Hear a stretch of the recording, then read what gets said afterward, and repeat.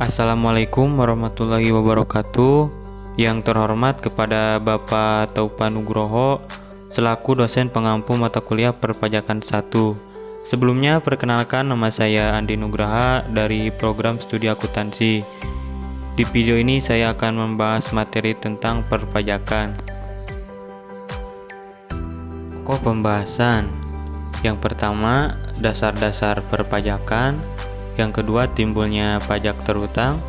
Yang ketiga, jenis-jenis pajak penghasilan. Yang keempat, pajak bumi dan bangunan. Poin pertama yang akan saya bahas yaitu dasar-dasar perpajakan. Terlebih dahulu kita jelaskan definisi pajak.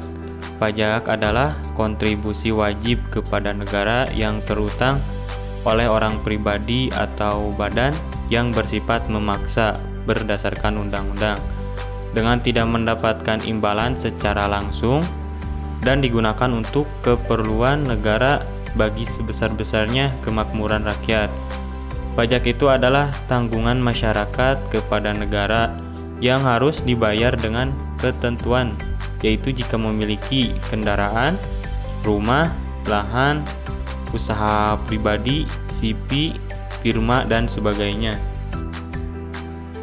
Yang nomor 2, apa itu hukum pajak?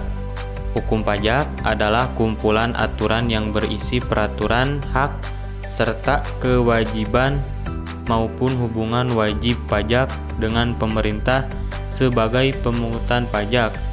Walau tafsir apa itu hukum pajak begitu variatif, ada beberapa definisi hukum pajak menurut para ahli sebagai berikut. Yang pertama, menurut Santoso Brotodihardjo, hukum pajak adalah aturan hak seputar hak dan wewenang pemerintah dalam mengambil kekayaan seseorang serta memberikannya kembali kepada masyarakat melalui kas negara.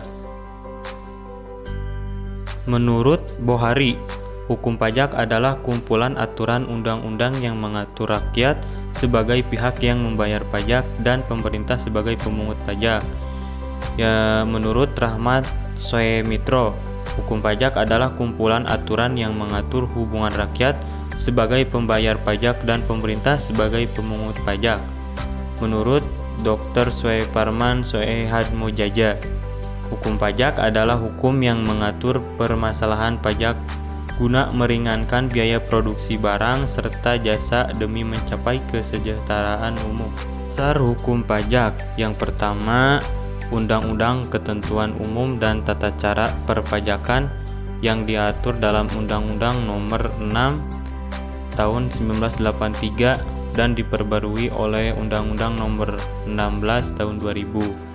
Yang kedua, Undang-Undang Pajak Penghasilan (PPH) yang diatur dalam Undang-Undang Nomor 7 Tahun 1983 dan diperbarui oleh Undang-Undang Nomor 17 Tahun 2000. Selanjutnya, Undang-Undang Pajak Pertambahan Nilai dan Pajak Penjualan yang diatur oleh Undang-Undang Nomor 8 Tahun 1983 dan diganti menjadi Undang-Undang Nomor 18 Tahun 2000. Yang selanjutnya, Undang-Undang Penagihan Pajak dan Surat Paksa yang diatur dalam Undang-Undang Nomor 19 Tahun 1997 dan diganti menjadi Undang-Undang Nomor 19 Tahun 2000. Selanjutnya, Undang-Undang Pengadilan Pajak yang diatur dalam Undang-Undang Nomor 14 Tahun 2022. Nomor 4, manfaat uang pajak. Secara umum, manfaat pajak dapat meliputi 4 fungsi berikut ini. Yang pertama, fungsi budgeter. Pajak digunakan untuk membiayai pembangunan nasional atau pengeluaran negara lainnya. Pajak merupakan pendapatan negara yang berfungsi dalam menyeimbangkan pengeluaran negara dengan pendapatan negara. Yang manfaat kedua, fungsi regulasi. Pajak menjadi alat untuk mengatur kebijakan sosial dan ekonomi. Pajak dapat digunakan untuk mengatur laju inflasi, mendorong kegiatan ekspor, memberikan proteksi atau perlindungan terhadap barang produksi dalam negeri, dan menarik investasi. Yang nomor C, fungsi distribusi. Pajak berfungsi mendistribusikan kesejahteraan masyarakat. Yang D, fungsi stabilitas. Pajak juga berfungsi untuk menstabilkan kondisi perekonomian. Contohnya, untuk mengatasi inflasi pemerintah menetapkan pajak yang tinggi agar jumlah uang beredar dapat dikurangi.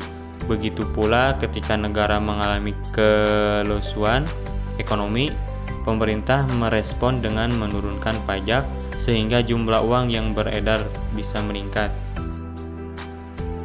Poin kedua yang akan saya bahas yaitu timbulnya pajak terutang.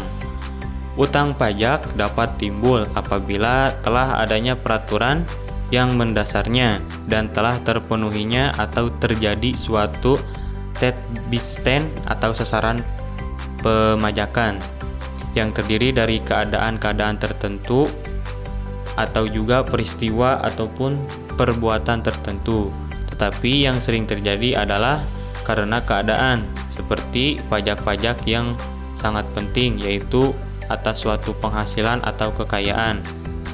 Dikenakan atas keadaan-keadaan ekonomis wajib pajak yang bersangkutan, walaupun kendaraan itu dalam kebanyakan hal timbulnya karena perbuatan-perbuatannya. Bila melihat timbulnya utang pajak, ada dua ajaran yang mengatur tentang timbulnya utang pajak tersebut, yaitu yang pertama, ajaran formil, yaitu utang pajak timbul karena dikeluarkannya surat ketetapan pajak oleh Fiskus.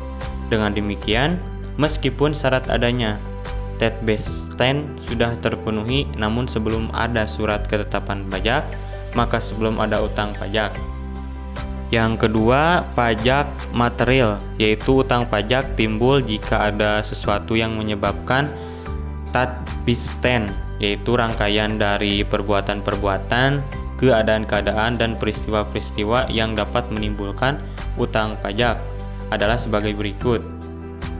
Yang pertama merupakan fakta atau angka yang dikumpulkan untuk disajikan, ditafsirkan, dan dianalisis. Yang kedua, keadaan-keadaan, misalnya memiliki harta bergerak dan harta tidak bergerak. Selanjutnya, peristiwa misalnya mendapat hadiah undian. Poin yang ketiga yaitu jenis-jenis pajak penghasilan. Jenisnya yang pertama ada pajak penghasilan pasal 21 PPh 21. Berdasarkan peraturan Direktorat Jenderal Pajak PER 32 PJ 2015, pajak yang menghasilkan pasal 21 adalah sebuah pajak yang dikenakan pada penghasilan berupa gaji atau upah honorarium, tunjangan, dan pembayaran lainnya dengan nama dan dalam bentuk apapun sehubungan dengan pekerjaan atau jabatan, jasa, dan kegiatan yang dilakukan oleh pribadi sebagai subjek pajak dalam negeri. Jenis-jenis yang kedua yaitu pajak penghasilan pasal 2 PPh 22. Pajak penghasilan pasal 22 dikenakan kepada badan usaha baik milik negara ataupun milik swasta yang memiliki usaha dalam bidang eksim atau ekspor impor dan juga penjualan barang mewah. Yang ketiga, pajak penghasilan pasal 23 PPh 23. Pajak ini dikenakan kepada penghasilan atas penyerahan jasa, hadiah, royalti, dan lainnya. Selain yang telah dipotong oleh PPh pasal 21, untuk tarifnya akan dikenakan atas nilai DVP dari penghasilannya. Pada PPh ini dibagi menjadi dua jenis tarif yang akan dikenakan, yaitu 15% dan 22%, tergantung pada objeknya. Contohnya, seperti imbalan jasa maka akan dikenakan tarif sebesar 2%. 4. Pajak penghasilan pasal 4 ayat 2 PPh Pinal. Pajak penghasilan pasal 4 ayat 2 merupakan sebuah pajak yang dikenakan kepada jenis penghasilan yang wajib pajak dapatkan dan pemotongannya bersifat pinal oleh wajib pajak badan maupun wajib pajak pribadi. Pajak ini tidak bisa dikreditkan dengan pajak penghasilan terutang PPh 4 ayat 2 mempunyai tarif yang berbeda-beda untuk setiap jenis pajaknya. Maka dari itu, PPh 4 ayat 2 ini sering dikatakan PPh final juga. Yang kelima, pajak penghasilan pasal 25 PPh 25. Pajak ini merupakan pajak penghasilan yang dapat dibayarkan secara angsuran dengan tujuan agar meringankan beban wajib pajak dan pajak terutangnya dilunasi dalam jangka waktu 1 tahun dan pembayarannya tidak dapat diwakilkan melainkan harus dilakukan sendiri. Poin terakhir, pajak bumi dan bangunan. Pajak bumi dan bangunan adalah pungutan atas tanah dan bangunan yang muncul karena adanya keuntungan dan atau kedudukan sosial ekonomi bagi seseorang atau badan yang memiliki suatu hak atasnya atau memperoleh manfaat daripadanya. Jika dilihat dari sifatnya, pajak bumi dan bangunan merupakan pajak yang bersifat kebendaan.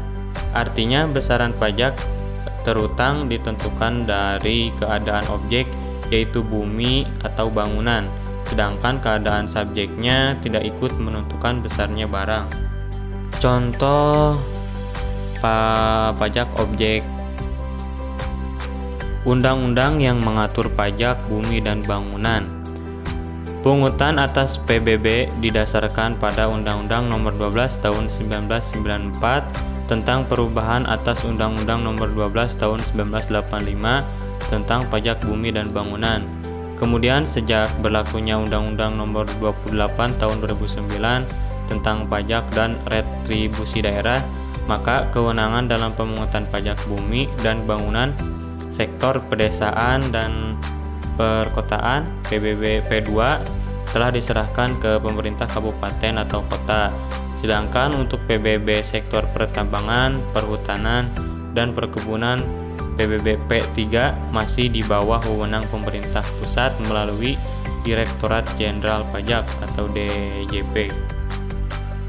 Sekian video presentasi dari saya. Semoga dengan video presentasi ini akan menambah wawasan kita semua. Dan apabila ada tutur kata yang kurang berkenan di hati, mohon untuk dimaafkan. Saya Andi Nugraha, terima kasih. Wassalamualaikum warahmatullahi wabarakatuh.